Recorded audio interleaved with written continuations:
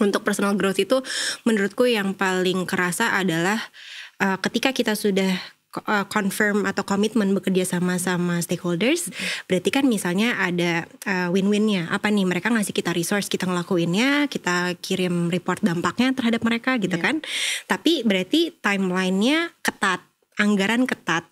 Di sisi lain anak-anaknya timnya juga baru gitu, atau memang mereka adalah idealis-idealis yang sifatnya tadi mau merubah dunia gitu. Jadi kadang kita harus membuat orang-orang yang perfect jadi imperfectionist juga kan gitu. Jadi aku rasa itu struggle personal growthku yang dihadapinya tuh pelan-pelan banget dari hampir 10 tahun terakhir berarti ya.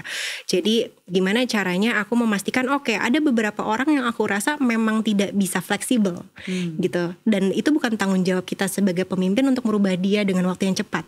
Karena kan pasti mereka punya historinya sendiri, kenapa mereka bersikap seperti itu dan lain-lain. Jadi gimana caranya sebagai pemimpin, ketua yayasan nih, kita sering bongkar pasang tim untuk nemuin gimana caranya dengan timeline yang strict, anggaran yang strict, KPI yang kita sepakati secara sosial maupun perubahan lainnya itu tetap bisa deliver dengan tadi drama-drama yang kita hadapi tentunya ya.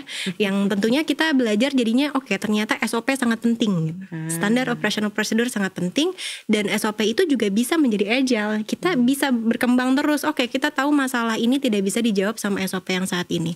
Kita tahu ternyata KPI dari donor ketinggian, tapi kenyataannya di lapangan kita nggak bisa bidding 3 kapal nelayan gitu, karena kapal nelayan semuanya harganya sama gitu. Terus gimana nih cara kita bisa akuntabel? Nah jadi aku rasa dengan terus belajar di lapangan, terus kita memiliki growth mindset yang sama anak-anak, sama timnya, kita jadi bisa berkembang bareng gitu, dan kita melengkapi bareng, dan akhirnya sampai sekarang SOP kita working documents banget. Tahu nih ada beberapa teman-teman juga yang fokusnya tuh di laut gitu. Nah, ada gak sih persaingan di antara yayasan-yayasan atau NGO ini? Pengen tahu deh gue.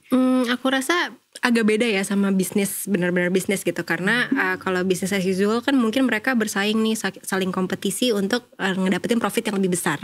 Sedangkan kalau NGO atau yayasan ini kan mereka pengen kolaborasi untuk mencapai visi misinya dengan lebih mudah, lebih cepat, lebih baik gitu. Jadi aku ngerasa justru the cake is big gitu, kuenya besar banget. Jadi semua orang bisa ngambil porsinya masing-masing. Jadi yang terjadi sekarang sih justru kolaborasi.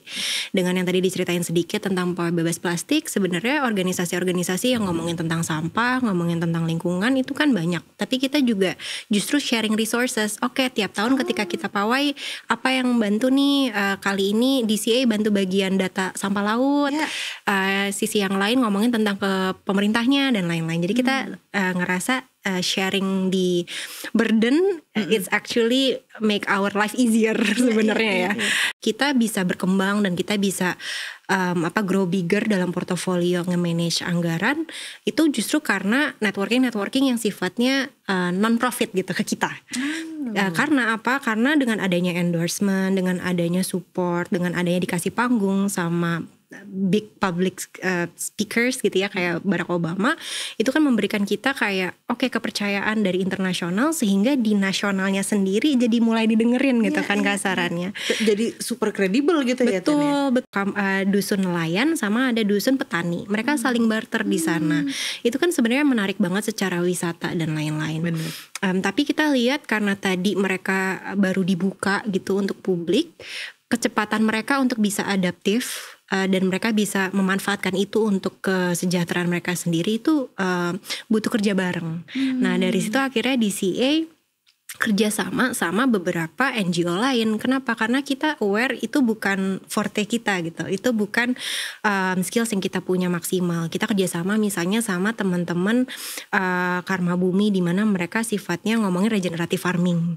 Jadi mereka ngedampingin petani-petani yang tadinya masih pakai pestisida dan lain-lain, ini berubah jadi organik gitu kan. Jadi mereka bisa jual nanti ke resort-resort di dekat situ yang memang fancy banget kan, karena terkenal Labuan Bajo tuh wisata premium.